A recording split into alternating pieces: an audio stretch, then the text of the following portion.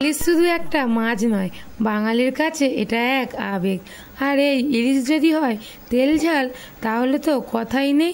বর্ষার দুপুরে ধোঁয়া ওঠা গরম ভাতের সাথে ইলিশের এই রেসিপি আপনার মন জয় করে নেবেই।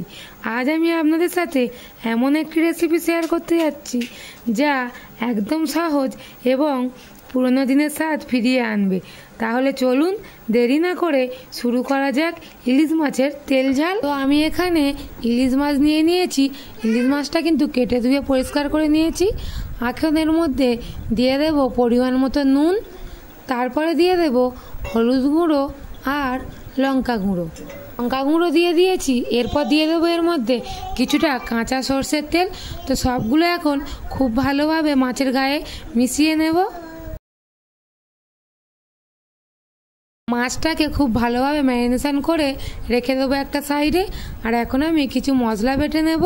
প্রথমে একটা মিক্সারের মধ্যে দিয়ে দেব 1 টেবিল চামচ মতো সাদা সর্ষে, আর দিয়ে দেব 1.5 টেবিল চামচ মতো কালো সর্ষে। তো তারপরে এর মধ্যে দিয়ে দেব 2টো কাঁচা লঙ্কা আর অল্প একটু নুন। এখন আমি মিক্সারের ঢাকনাটা বন্ধ করে দিয়ে খুব ভালোভাবে এই মশলাটাকে পেস্ট করে নেব। সর্ষেটাকে খুব ভালোভাবে পেস্ট করে নিয়েছি। আর এখন ওটাকে রেখে দেবো সাইডে। আর গ্যাসে একটা কড়া বসিয়ে তেল গরম হতে বসিয়ে দিয়ে এদিকে আমি কিছু গুঁড়ো মশলা একসাথে জলে গুলে নেব। প্রথমেই দিয়ে দেব জিরে গুঁড়ো, তারপর লঙ্কা গুঁড়ো আর কিছুটা হলুদ গুঁড়ো। এরপর একটু জল দিয়ে খুব ভালোভাবে এটা গুলে নেব। গুঁড়ো মশলাগুলো এইভাবে একটু জলে গুলে নিলে কিন্তু পুড়ে যাওয়ার আর ভয় থাকবে না। তো খুব ভালোভাবে গুলে নিয়েছি, এই যে দেখুন। আর এদিকে কড়াতে তেলটাও গরম হয়ে গেছে। এর মধ্যে কিছুটা কালো জিরে ফোড়ন দিয়ে দেব। কালো জিরেটা হালকা ভেজে নিয়ে এর মধ্যে আগে থেকে ম্যারিনেট করে রাখা ইলিশ মাছগুলো দিয়ে দেবো একটা একটা করে। ইলিশ মাছ কিন্তু খুব বেশি ভাজার দরকার নেই, অল্প একটু হালকাভাবে এপিটোপিট ভেজে নিলেই হয়ে যাবে। তো আমি এখানে মাছগুলোকে এপিটোপিট একটু হালকাভাবে ভেজে নিয়েছি। এখন এর মধ্যে আগে থেকে যে গুঁড়ো মশলাটা গুলে রেখেছিলাম ওটা দিয়ে দেব। দিয়ে হালকাভাবে একটু নাড়িয়ে চাড়িয়ে দেব। মশলাগুলোকে একটু নাড়িয়ে চাড়িয়ে দিয়েছি। আর এখন কিছুটা পোস্ত আর কয়েকটা কাজু বাদাম একসঙ্গে মিক্সিতে বেটে নিয়েছিলাম, সেটাকে এখন দিয়ে দেব।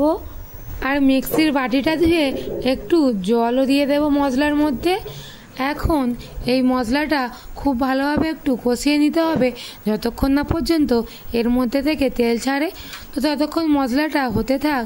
আর আমি ততক্ষণ এইদিকে সর্ষে বাটাটা একটা বাটিতে ঢেলে নিয়েছি। এখন এর মধ্যে কিছুটা জল দিয়ে সর্ষে বাটাটা গুলে নেব। খুব ভালোভাবে সর্ষে বাটাটাকে গুলে নিয়েছি। আর এখন এটাকে একটু ছেঁকে নেব যাতে করে সর্ষের যে খোলাগুলো আছে ওগুলো বার হয়ে যায়। আর এইভাবে সর্ষেটা একটু ছেঁকে নিলে কিন্তু তেতোও লাগে না। আর এখন দেখুন আমার কতগুলো সর্ষের খোলা বেরিয়েছে। এগুলো কিন্তু তরকারির মধ্যে পড়লে তেতো হয়ে যায় তরকারিটা। সর্ষেটা ছাঁকতে ছাঁকতে কিন্তু এখানে মশলা থেকে তেলও ছেড়ে দিয়েছে। এখন এই সর্ষের জলটা আমি তরকারির মধ্যে ঢেলে দেব। এখন এটাকে হালকা হাতে একটু নাড়িয়ে চাড়িয়ে দেব। আর কয়েকটা চেরা কাঁচা লঙ্কা তরকারির মধ্যে দিয়ে একটু ফুটিয়ে নেব যতক্ষণ না পর্যন্ত মাছটা একটু সিদ্ধ হচ্ছে। 5 মিনিট এইভাবে ফুটিয়ে নেওয়ার পর কিন্তু এই যে দেখুন মাছগুলো একদমই সিদ্ধ হয়ে গেছে। আর আমার তরকারিটা কিন্তু একদমই রেডি হয়ে গেছে। এখন এটাকে নামিয়ে নেব। আশা করি আমার এই ইলিশ মাছের তেল ঝাল রেসিপিটি আপনাদের খুব ভালো লেগেছে। এই রেসিপিটা এতটাই সহজ যে কোনো নতুন রাঁধুনিও খুব সহজে এটি তৈরি করতে পারবেন।